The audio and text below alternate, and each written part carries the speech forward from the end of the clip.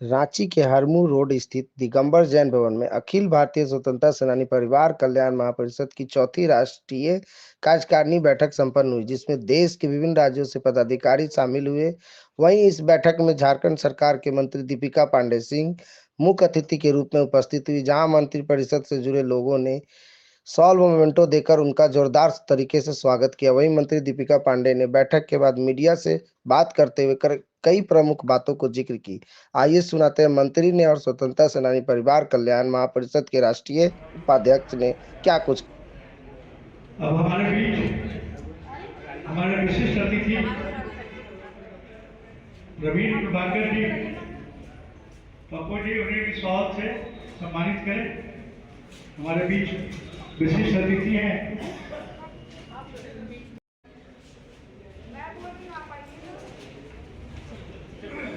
आप जो कल्याण महापरिषद है आज बैठक हुई है और उन्होंने अपनी मांग जो है आपके समक्ष अखिल भारतीय स्वतंत्रता सेनानी महाकल्याण परिषद का आज यहाँ राष्ट्रीय कार्यकारिणी हो रहा है।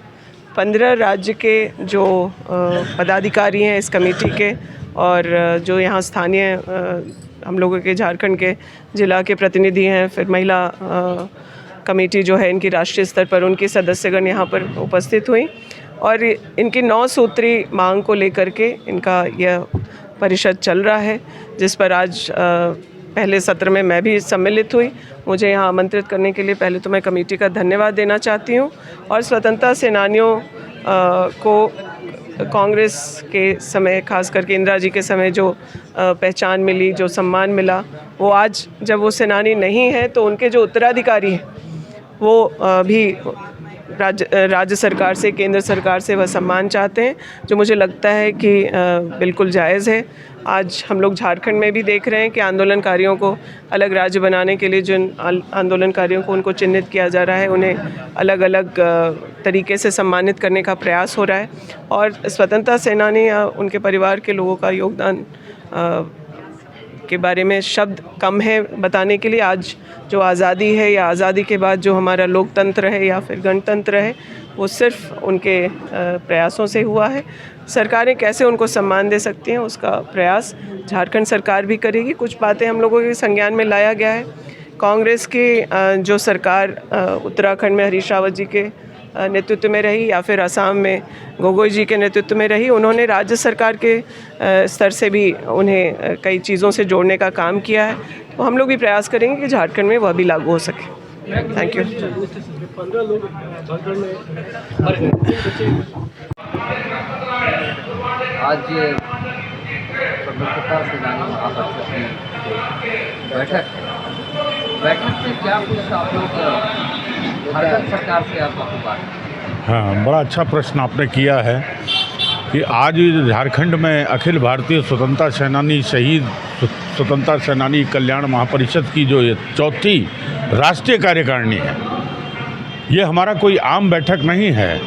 हम आज पूरे लगभग 400 से ज़्यादा ज़िलों में हम फैल चुके हैं और हमारा एक ही उद्देश्य है कि हमारे जो क्रांतिकारी, ये तो झारखंड तो क्रांतिकारियों की धरती रही है और 1750 से यहाँ का जो स्वतंत्रता का इतिहास है वो सबको मालूम है।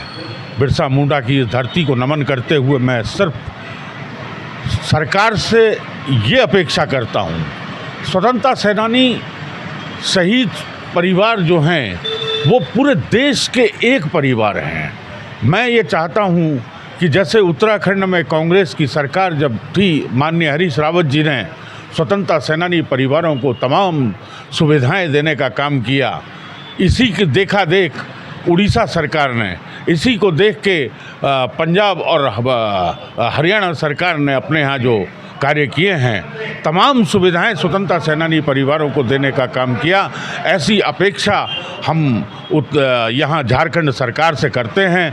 आज मेरी रात 11 बजे मेरी जब हमारी माननीय मंत्री महोदया से मेरी वार्ता हुई तो मैंने उनसे करबद्ध निवेदन किया, मैडम आप तो हमारे यहाँ प्रभारी रही हैं, आपकी कार्यप्रणाली को मैं अच्छी तरीके से जानता हूँ, स्वतंत्रता सेनानियों के प्रति आपके मन में जो श्रद्धा है उसको देखते हुए हमने आपसे एक निवेदन करना है कि कम से कम एक घोषणा आप यहाँ से ये कर दें कि स्वतंत्रता सेनानियों को, शहीदों के परिवारों को हम राज्य स्तर पर परिचय पत्र देने का काम करेंगे और जिससे कि चिन्हीकरण उनका हो जाएगा।